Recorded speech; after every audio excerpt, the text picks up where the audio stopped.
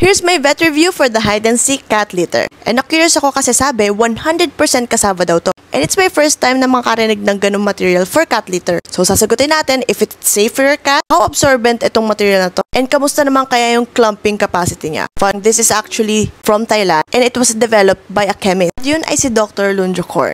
Niya, cassava kasi it's very sticky when soaked. Yung quality na yun ng cassava ay yung kailangan ng cat litter para mag-solidify at maging super absorbent. So may tatlong scents itong cat litter. Merong jasmine, fresh berries, at natural or yung unscented.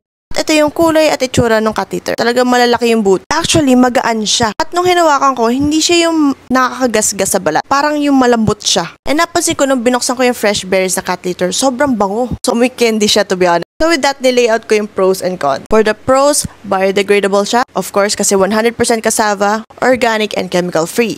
Tapos, flushable siya. Eco-friendly rin, and highly absorbent siya. Ang napansin ko lang, nasa 2.7 kilograms lang yung available nila, which is 6 pounds.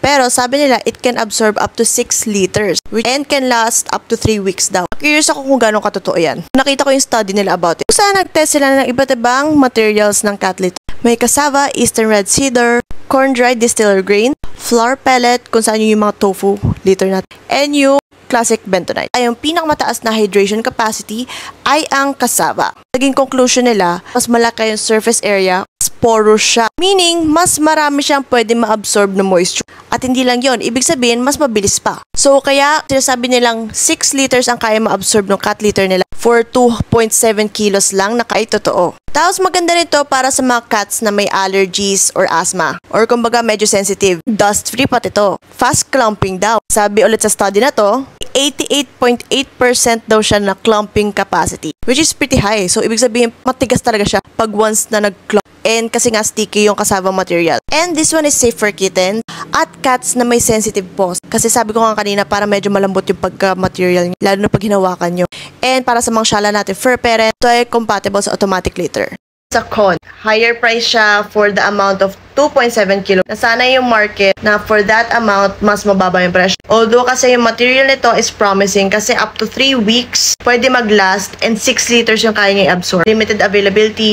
Puro online pa lang nakikita ko since bago pa lang kasi ito sa Philippines. And ayun nga, only 6 pounds or 2.7 kilograms lang available. Sana maglabas rin sila na mas malaki, lalo na sa mga gusto mag-store ng marami para pang matagalan na. The scented ones may be overpowering to some cat and to some fur parents. But overall, do I recommend this? Yes. And I would like to encourage yung mga cat fur parents dyan, lalo na sa may mga allergy na cat, would be a good alternative.